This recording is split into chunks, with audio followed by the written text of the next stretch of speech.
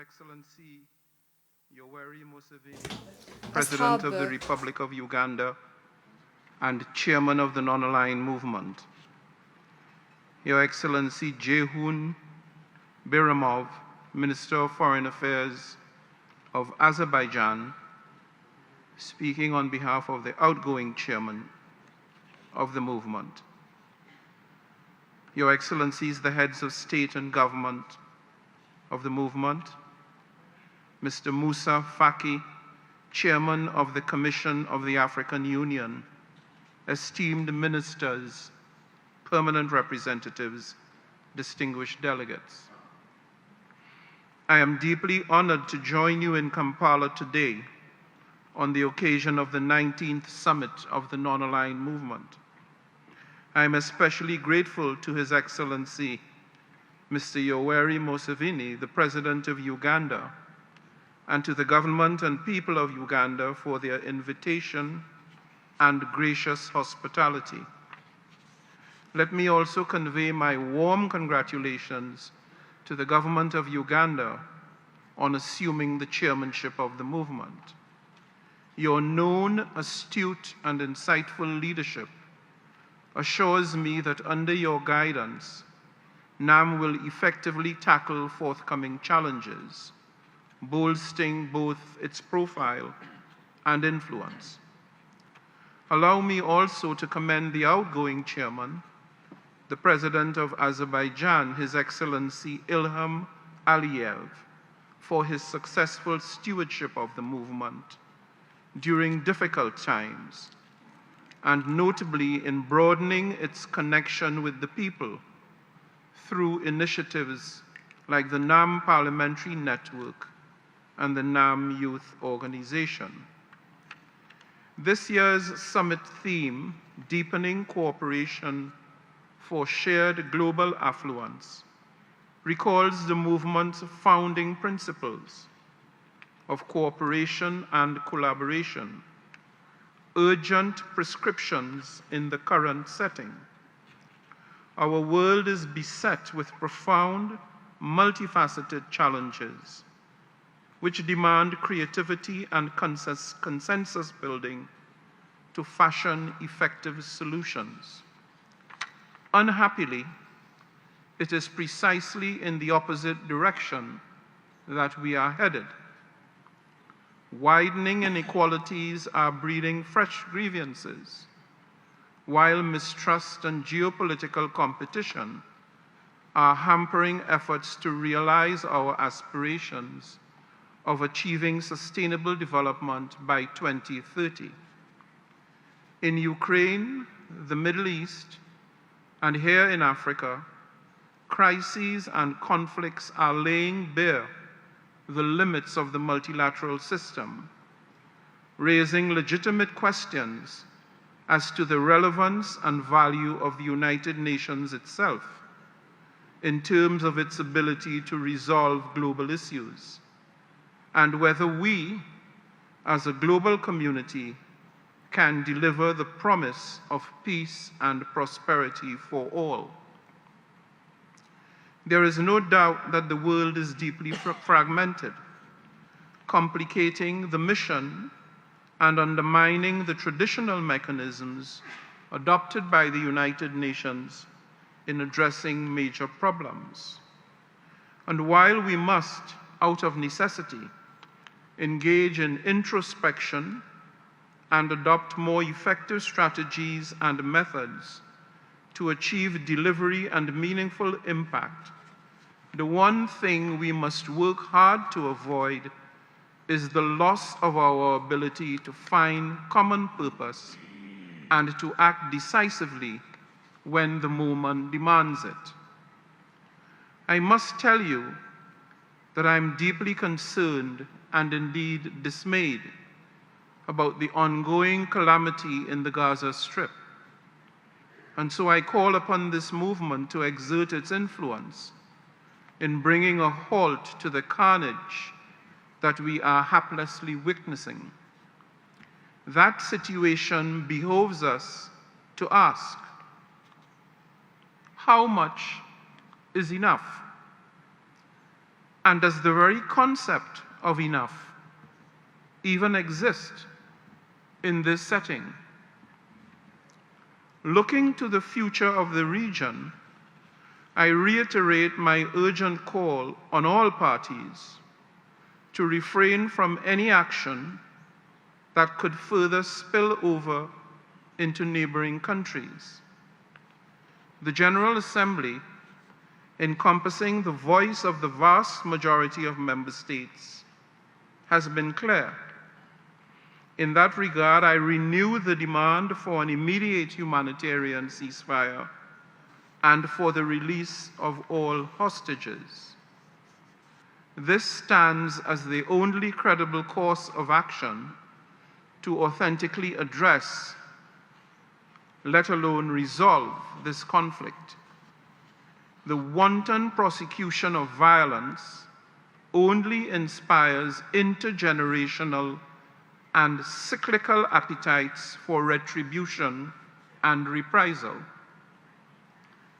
After various iterations of war over several decades, I am convinced that a negotiated political solution is the sole path through which both Israelis and Palestinians will see realized their fundamental right to a life of peace based on the two-state solution. As President of the General Assembly, I will support and encourage any and all initiatives to that end. You can count on me to remain steadfast in that commitment. It is precisely for these reasons that I chose peace as the first of 4 priorities of my presidency, reflecting its foundational importance as a prerequisite for achieving prosperity, progress, and sustainability for all. The history of NAM itself teaches us important lessons that remain valid today, bearing in mind that the movement was formed at a time of unprecedented global division, when the world appeared to be on the brink. Given NAM's commitment to and advocacy for peace, representing more than half of the global population, it has an indispensable role in guiding our world pragmatically towards a more secure, more just, and more prosperous future for all, where harmony and peace prevail. Excellencies, as we make complex choices about the kind of world we wish to forge, we must never lose sight of the fact that today's challenges, be it war, poverty, natural disasters, climate change and sea level rise, energy crises and food shortages, all have a human face. In whatever way we respond, we must ensure that we always assign pride of place to the human dimensions and consequences of our actions. Pursuit of a human-centered vision of international cooperation offers the prospect of refocusing the international community's attention away from a path of self-destruction towards one of safe and just evolution. To that end, let us strengthen the prospect for peace through investing in human security. Let us respect and uphold human rights. And let us keep human welfare and human dignity at the very center of all that we do. This is clearly the intent of the Charter in the expressions, "We the peoples of the United Nations." This includes ensuring that the technologies revolutionizing our existence do much more to cement our shared humanity rather than to subdue and to subordinate it. As Kofi Annan wisely observed nearly 2 decades ago, no society can long remain prosperous without the rule of law and respect for human rights. As you set about strategizing how best to employ the NAM formula of cooperation to achieve shared global affluence, I am hopeful that you will keep the late Secretary General's precepts in mind. As the UN's largest group, constituting 2/3 of the membership, NAM's critical mass empowers it to play an influential role in shifting the balance of the geopolitical landscape from conflict and confrontation to diplomacy, from suspicion and mistrust to trust-building dialogue, and from violence and aggression to tolerance, understanding, and peace. To move the dial, we need swift action in priority areas. On nuclear disarmament, NAM has the capacity and the influence to contribute to the de-escalation of confrontation by promoting multilateralism as the core principle of negotiation and multilateral diplomacy as the means of achieving progress. In the area of conflict prevention, NAM countries can lead the way by upholding international norms, respecting human rights, and vehemently countering entrenched racism, intolerance, and xenophobic attitudes that provide fertile ground for terrorism and discord and for conflict and strife. I urge the NAM to undertake an in-depth assessment of the new agenda for peace, given its focus on conflict prevention. Perhaps nowhere is the value of international cooperation of more profound consequence than in our pursuit of a sustainable future for all. Indeed, our promise to leave no one behind hinges on our ability to build strong and diverse partnerships, share knowledge widely and strategically, and strengthen our joint capacities to reach the most vulnerable. The Summit of the Future in September 2024 will offer an historic opportunity to fast-track the achievement of the SDGs and forge a new global consensus to transform our multilateral system to deliver with better impact for people and planet.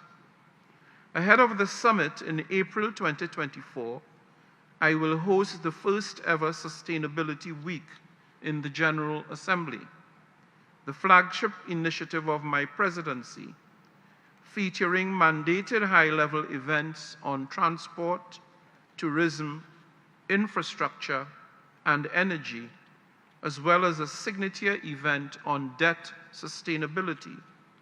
I invite the members of the movement, both individually and collectively, to engage meaningfully in these events and to participate at the highest levels possible to take lead in shaping the new multilateral frameworks that will carry us into the coming decades. The potential of the NAM to drive substantive progress across the global agenda, especially in fostering peace and security, remains formidable. My team and I are ready to support the Ugandan chairmanship in any effort to further elevate NAM's strategic engagement and influence as we mold the future for safety and security and for shared affluence. Together, let us therefore deepen our cooperation. Let us work fervently together to rebuild trust and to open new pathways of cooperation and partnership to ensure that, indeed, global affluence is shared equitably by all so that no one is left behind. I thank you.